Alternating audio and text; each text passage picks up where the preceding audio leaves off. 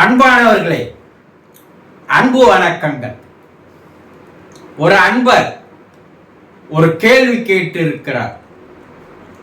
குருஜி, நிகழ்கால மனம்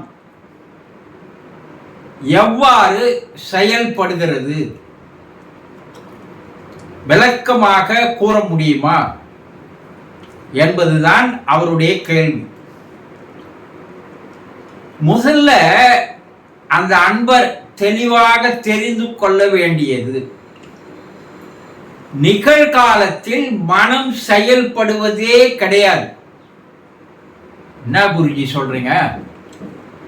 இந்த நிமிடம், இந்த வினாடி மனம் இந்த நிமிடத்தை பற்றியோ இந்த வினாடியை பற்றியோ மனம் சிந்திப்பதோ எண்ணுவதோ கிடையாது. மனத்தினுடைய வேலை என்ன தெரியுங்களா? இறந்த காலத்தில் நடந்த நிகழ்வுகள், அதனுடைய நினைவுகளை நினைத்தபடியே இருப்பதுதான் மனத்தினுடைய வேலையே. இந்த புல்வெளியில மாட்டை விட்டீங்கன்னா, பசுமாட்டை, அது என்ன பண்ணும்? அவசரமா புல்ல மேய்ஞ்சிரும். அத ஒரு இடத்தில் ஸ்டோரேஜ் பண்ணி வைக்கும். ஒரு நிதானமான ஒரு ஓய்வான இடத்தில் படுத்துக்கொண்டு தான் மேய்ந்த பிள்ளை மறுபடியும் எடுத்து வந்து அப்பதான் அது அசை போடும். இது மாட்டினுடைய குணம். அது போல நம்முடைய மனமானது இறந்த காலத்தில் நேற்று நடந்தது, போன வாரம் நடந்தது, போன மாதம் நடந்தது, போன வருடம் நடந்தது, அந்த நிகழ்வுகளை எல்லாம், நிகழ்ச்சிகளை எல்லாம், அந்த சம்பவங்களை எல்லாம் அதை நினைத்து நினைத்து நினைத்து அசை போட்டு கொண்டிருப்பதுதான் மனதினுடைய வேலையே.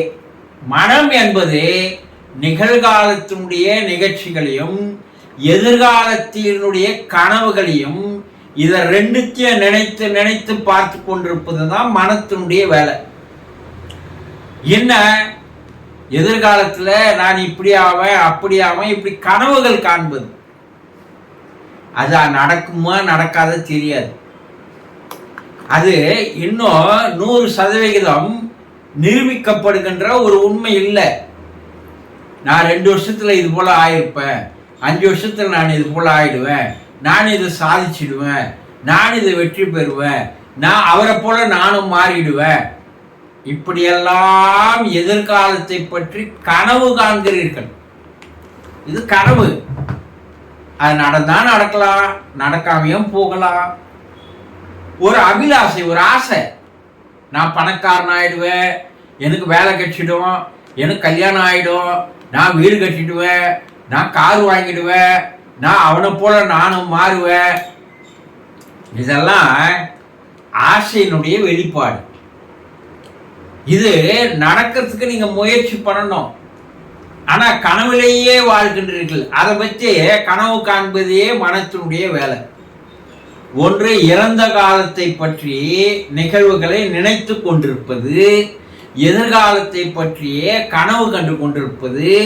இது இரண்டினுடைய வேலைகள் தான் எண்ணங்களாக, சிந்தனைகளாக, கற்பனைகளாக இந்த மனமானது என்ன பண்ணுது? நடத்தி கொண்டே இருக்கிறது. நிகழ்காலம் என்பது மனம் செயல்படுவது கிடையாது. அப்ப நிகழ்காலத்தில் மனம் என்ன ஆகுது? நிகழ்காலத்தை பற்றி நீங்கள் நினைக்க ஆரம்பித்தால், இந்த நொடி பொழுதுல வாழணும்னு சொல்லுவாங்க முன்னோர்கள் எல்லாம். இந்த நொடி பொழுதில் மனமானது செயல்படவே படாது. அப்ப அந்த செயல்படாத ஒரு நிலை வருமானால் மனம் இறந்து போகின்ற நிலையாகும். அப்ப அந்த மனம் செயல்படாமல் இருக்குமையானால் அப்பதான் நீங்க இறைத்தன்மையோடு, இறை நிலையோடு, தெய்வத்தோடு, கடவுளோடு உங்களுக்கு ஒரு தொடர்பே கிடைக்கும். அது வரைக்கும் கிடைக்காது. அப்போ நிகழ்காலத்தில் வாழ்வதற்கு ஒரு விழிப்புணர்வு தேவைப்படுகிறது இல்லையா? அந்த விழிப்புணர்வு வரும்போது வாழ்க்கையினுடைய போக்கே மாறிவிடும். உங்களுடைய செயல்பாடுகள், நடவடிக்கைகள், குணநலன்கள் ஒட்டுமொத்தமா மாறிடும். ஆனா இந்த நிமிடத்தில் நீங்கள் என்ன நினைத்துக் கொண்டிருக்கிறீர்கள் என்று சொல்ல முடியுமா? முடியாது.